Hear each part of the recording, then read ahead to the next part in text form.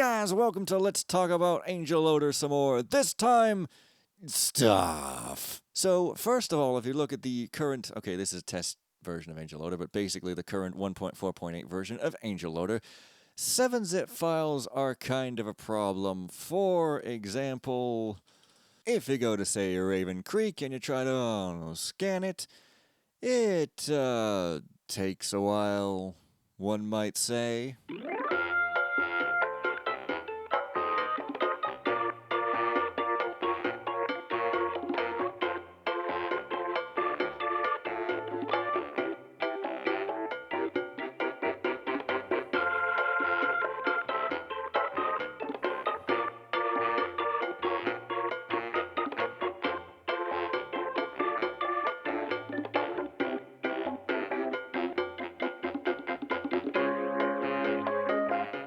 Yeah, so that's kind of a thing. Now, 7-zip files are notoriously slower to deal with, as I've reminded people a lot.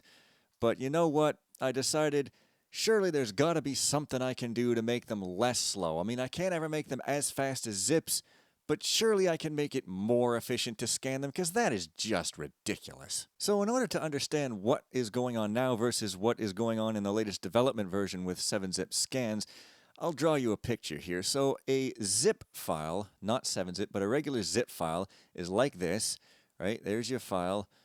It's a little wavy there, but whatever. And then here is your directory record. Like, here is a listing of all the files that are inside the zip, and it lists like their names, their sizes, their last write dates, and their location in the file and all of that, right? So you can just read through this, and this is all uncompressed data, right?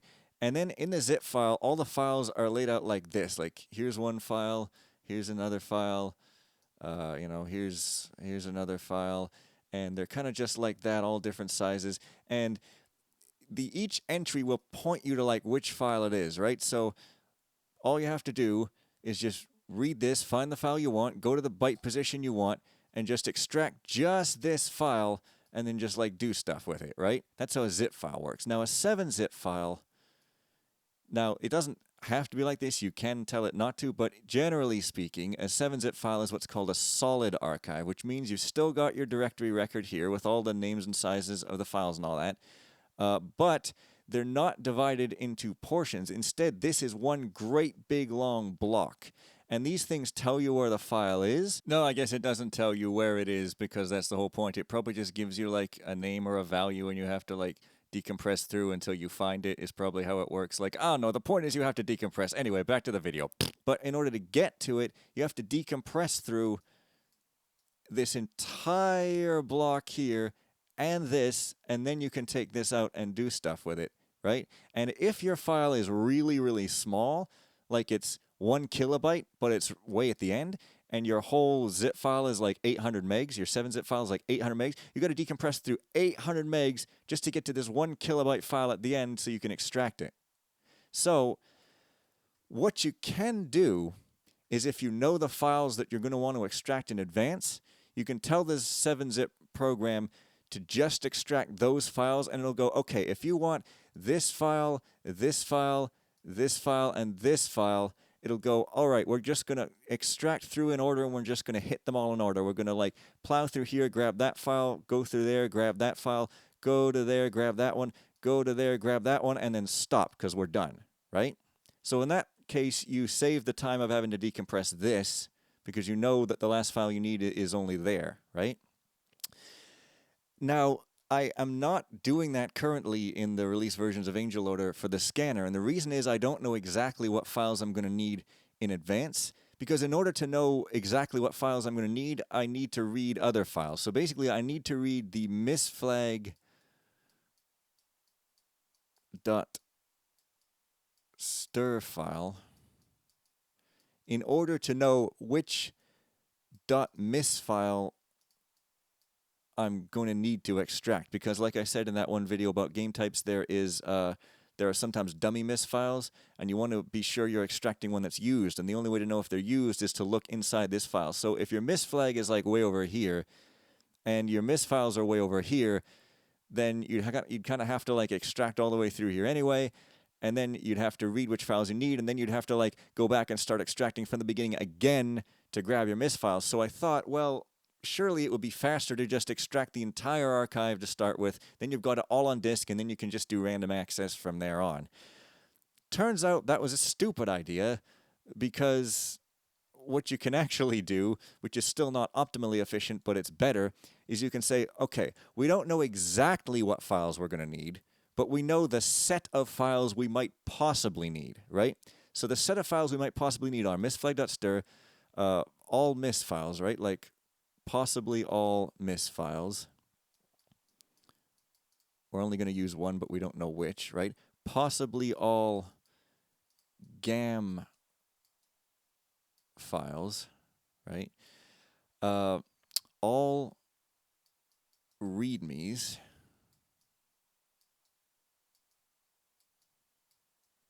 and then we might need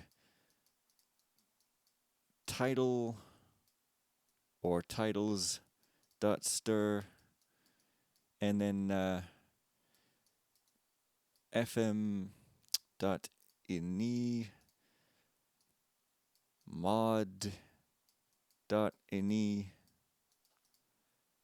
and then fm info, that's a terrible F, dot xm, that's a terrible ml. So this, I believe, oh yeah, we're also going to need new game.stir, possibly. So new game.stir. Now that's several files, but this is the set of all files we might possibly ever need, right? So what we can do is just tell it, okay, extract just these files. We're still going to extract files we don't need, but we're going to extract a lot fewer files we don't need. So if all of these files are like within the first half of the archive, we can just extract the first half and just avoid this whole second half, right? Now, it's possible that some of these files might still be near the end, in which case we're no better than before, but at least we're no worse, and we're usually better. So that's what I'm doing in the current version of AngelLoader that's in development and is not released yet, is I'm making that optimization, and that makes things a lot faster. Another thing I'm doing is I'm switching from 7-zip sharp to calling 7z.exe directly, and that's eliminating another layer of overhead, and also I'm supporting 64-bit 7z.exes, because probably everybody's got a 64-bit OS at this point, which makes things even faster. So basically, just to demonstrate all of this gobbledygook with a performance demonstration, I'm going to show you how long it takes to scan this set of 7-zip files, which is all of them I could find on my hard drive, using the current release version, 1.4.8, of AngelLoader's algorithm, the slow way, and then I'll show you the new faster way, and we can see the time difference. So let's see the slow way first.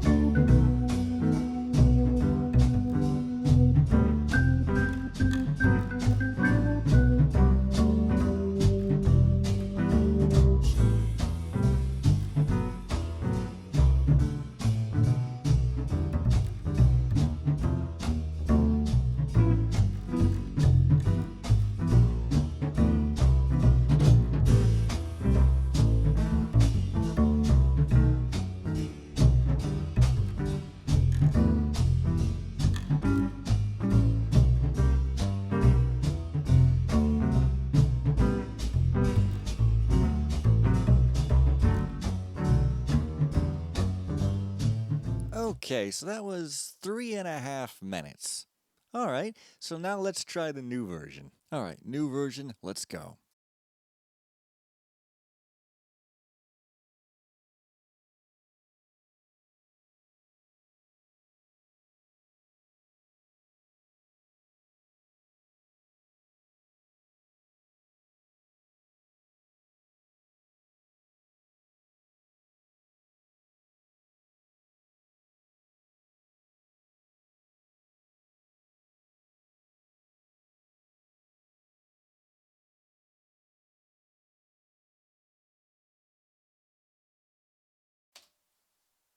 "33 seconds. That's like 6 times faster or something. Am I right?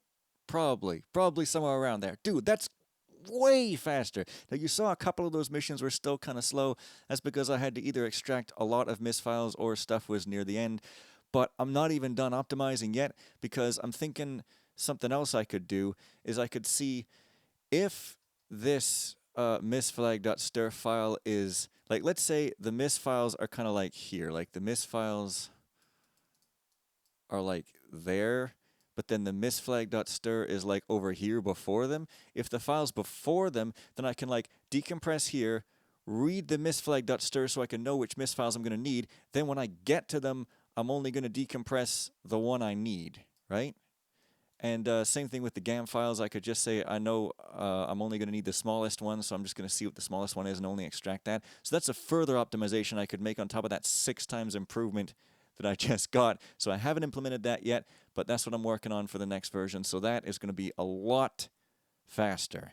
So awesome. Okay, next thing, if we scroll through the list, actually I'm just going to sort it differently here. You might see there's these red tinted FMs here. These are FMs which are in the database but are not available on disk. They couldn't be found on disk in any of the folders specified here or in any of the installed folders.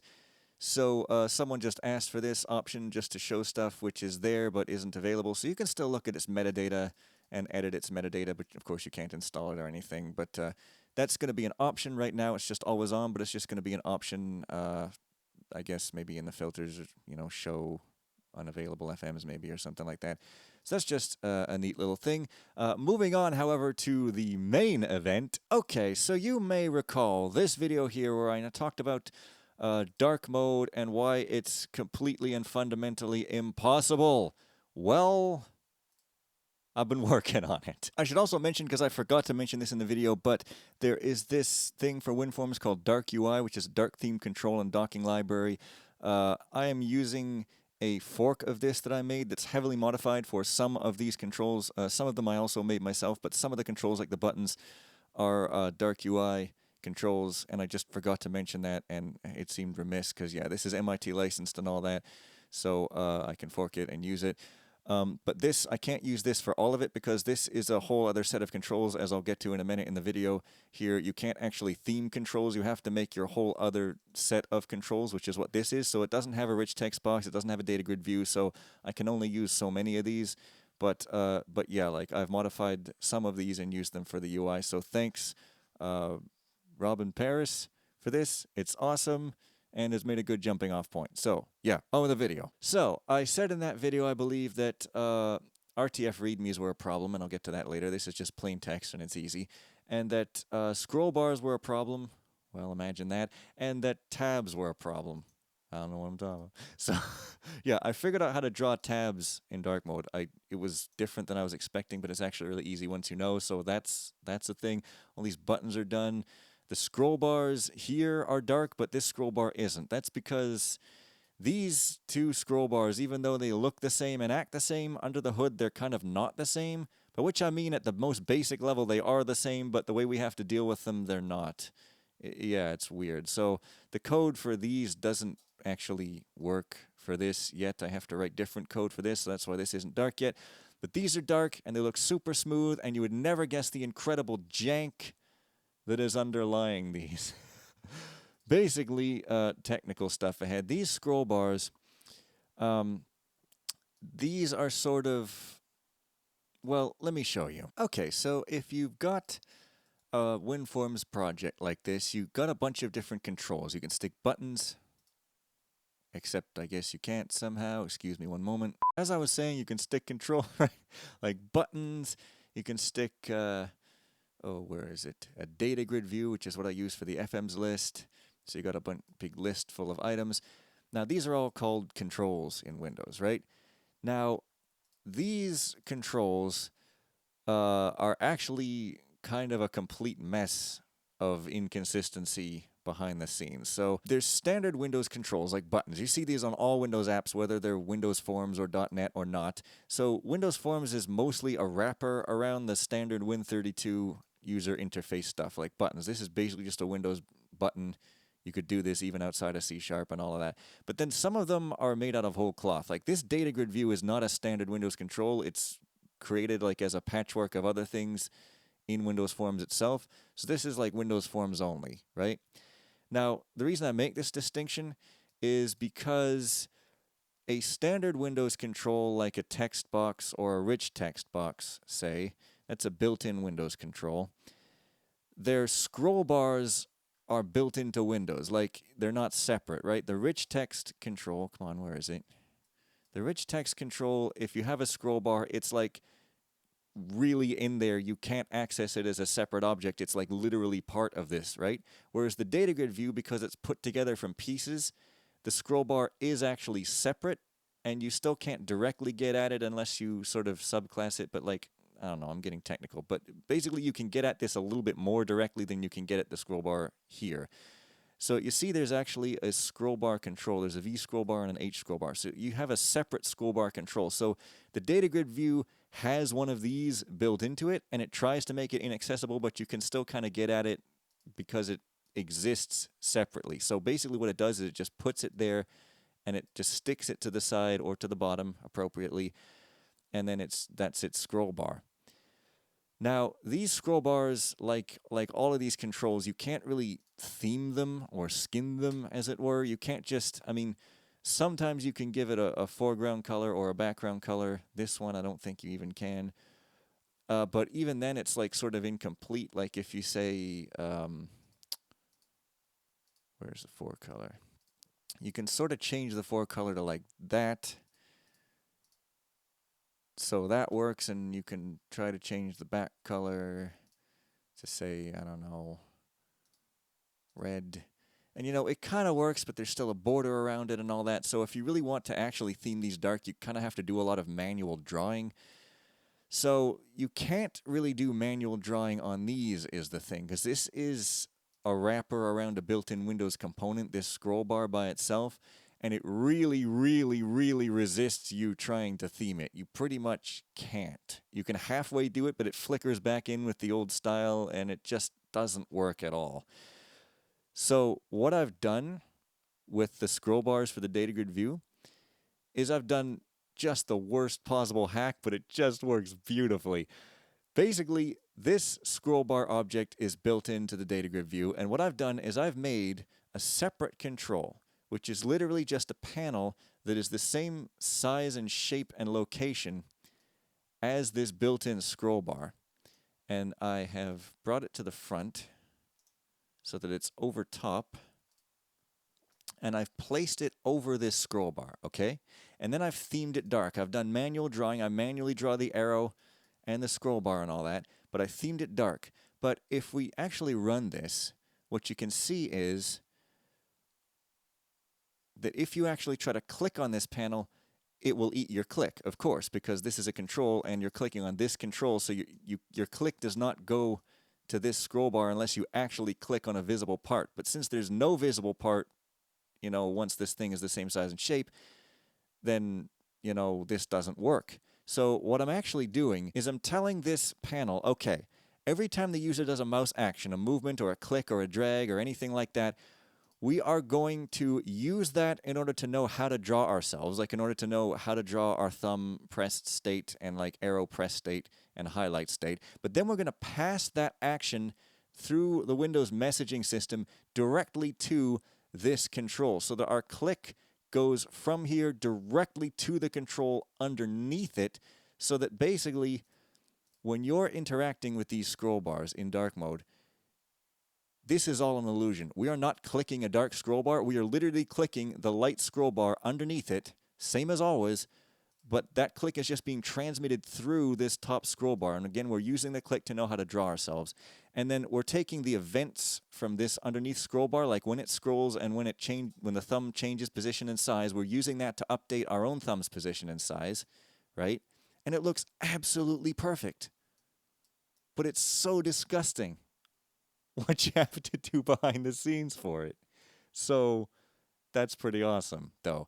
And I should also note tangentially that this color scheme is not final. Like if I find I need more or less contrast or a slight hue shift towards blue or brown or something, I can always change these colors later. The idea is just to get it all working first. So like get this stuff working and like get these colors inverted and all that and get this scroll bar here working. Once it's all working, then I can just tweak the colors to be perfect. So don't worry about that. Or like I can tweak the style to maybe not have that line there. You know, it can all be done. So yeah. But those are the scroll bars. So, okay, now to the README. Now, this is the exciting part. So this is a plain text README. Now, for a plain text README, it's super easy to have dark mode because there's only one foreground color and one background color. So you just tell it, okay, here's the background color, here's the foreground color, and done, you're readable, right? But if you go to something like this, for example, this is a rich text README. Well, now you can set it to have any background color you want in the file and any amount of foreground colors per character, right? So what do you do for this? Well, if you just try to make it dark, well, you get a dark background, but your text is now unreadable because it's black on almost black. So that's pretty much unreadable unless you highlight it. This red is a little bit more readable, but not great.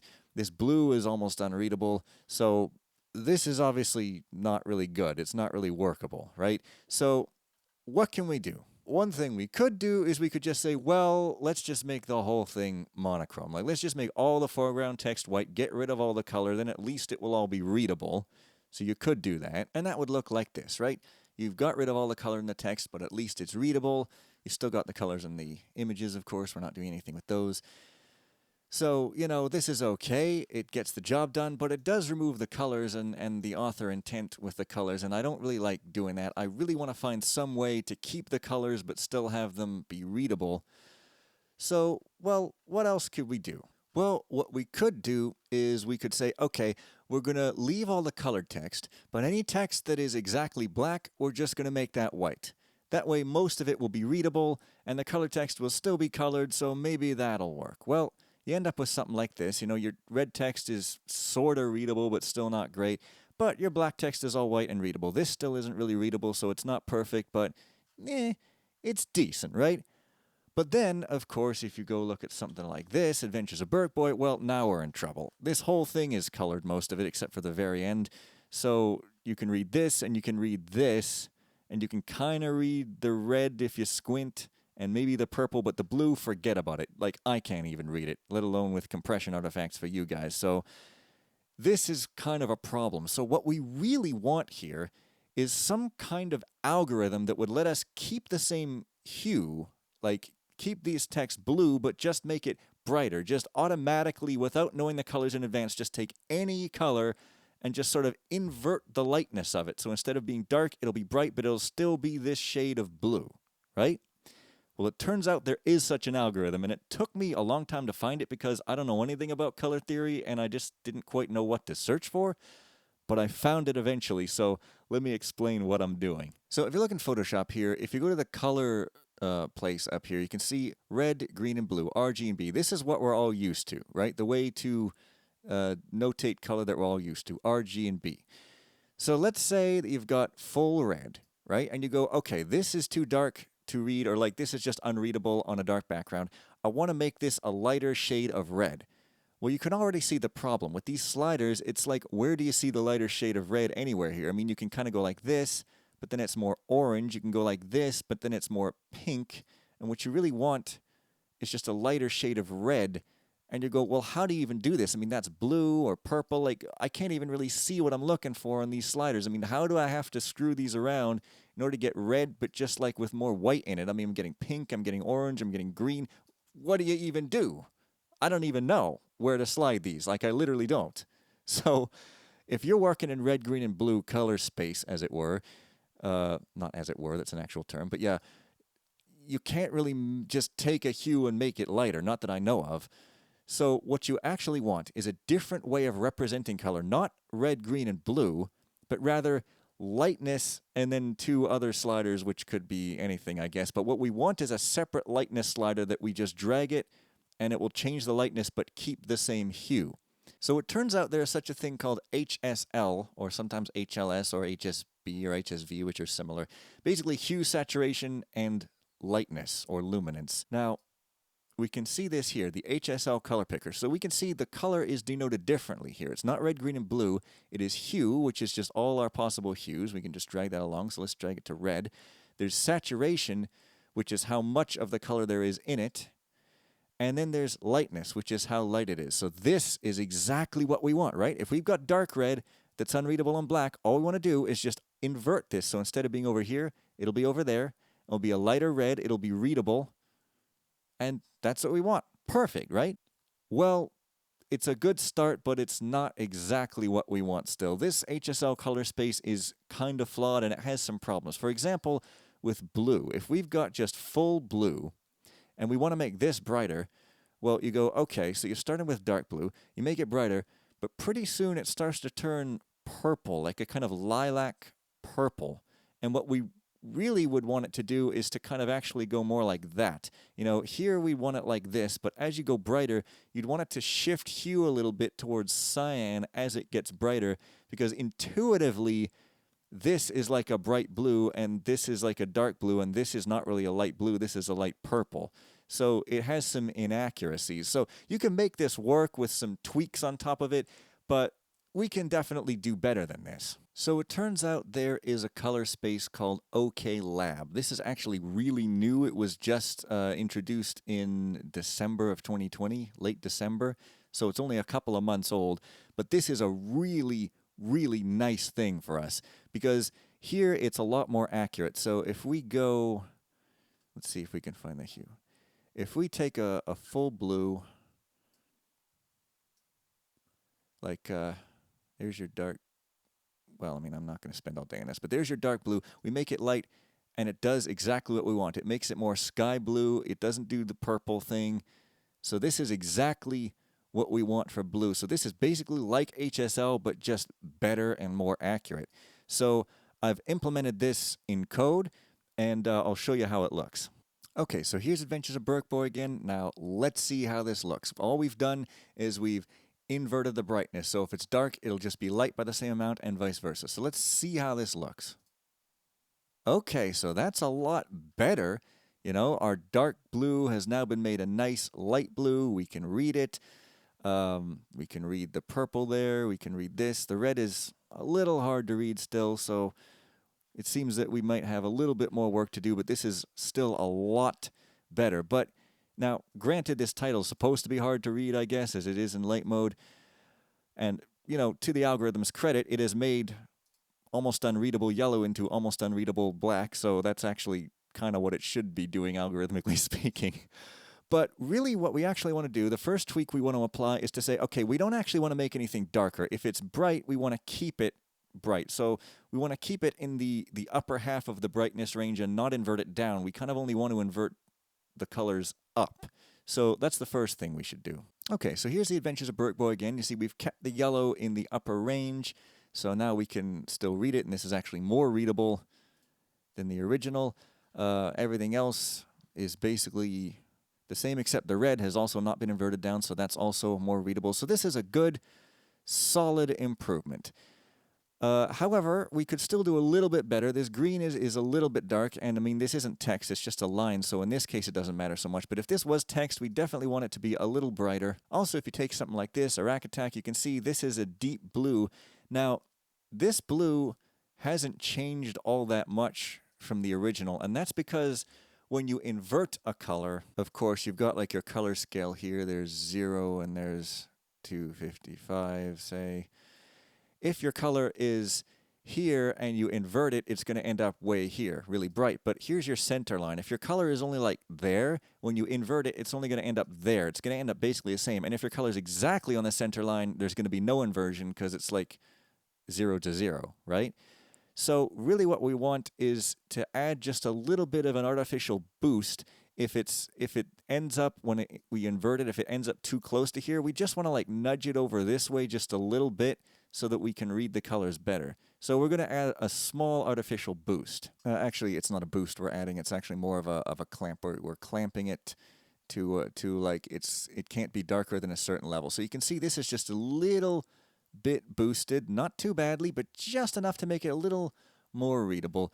Now, this is still not absolutely perfect, of course. You know, the green is just a little bit darker than the blue, and the red is a little bit more blinding, but you can more or less read this without your eyeballs completely falling out. So this is an improvement. But one more thing I'm going to do. You notice that this blue, I mean, especially when we don't have the lightning in place, but even now there's a little bit of a kind of like a glowiness to it, like a halo kind of thing, and especially with the red, it's hard to describe it. You know, like if you're just looking at it and you're not focusing, the edges appear to be just kind of a little bit like halo-ish, like a little fuzzy. They don't really sit with the background quite as well. They kind of pop out so much that it's a little bit hard to look at. So what we're going to do is we're going to apply a very slight global desaturation to just desaturate the colors just a little bit to take the edge off of that glow. Okay, so you see we've just done a tiny little bit of desaturation. The red is just a slight bit desaturated, and it's just a little bit easier to read. The green is a little bit brighter too. We've added some boosts, some very small, not boosts, but like clamps to a minimum value to the green and the red and the blue ranges, so that things are just like, they sit just a little bit better in the background and they're just a little bit easier to read. And this is the final algorithm for AngelLoader. You can see there's a red there and there's a red there. It's just toned down just a tad, and you can really read this stuff. And you can go all the way down to like Wicked Relics, for example, where it looks like this bright and it looks like this dark. We've inverted it but kept it reasonably contrasting with the colors, and it's pretty easy to read. Now, of course, an algorithm like this is never going to be absolutely perfect. You know, the colors are sometimes going to be like a little bit different. Like this one, this kind of looks farther away from this than it does in dark mode, so it's not quite perfect. But when we juggle all the boosting and the slight shifting and desaturation and just tweaks that we have to do, this is still pretty good. It's readable, it's usually not blinding, and, you know, you can always just black and white the thing if you really want to. I'm going to have that as an option. I'm going to have like another button there that shows like you can either do this auto version or you can do monochrome, just in case the auto version fails, which it shouldn't, but there's always edge cases. So if you really can't read it, you can always just monochrome the thing. But that is the dark mode README. That is the biggest thing that was in the way of dark mode. So now I just got to get this scroll bar done. I got to get this part done, which I think I've actually tested this way long ago and found a way to make it work. So I'll have to go dig up my code. Have to invert these and just get rid of these little outlines and things. So there's like, you know, there's stuff to do. And also I got to do all the rest of these windows. But once I get this one done, the rest of these windows will be easy because there's nothing crazy in here, right? There's crazy stuff in here, and I got it all done. So all of these windows will be dark moded eventually. And yeah, biggest hurdle overcome. So there you go. The end.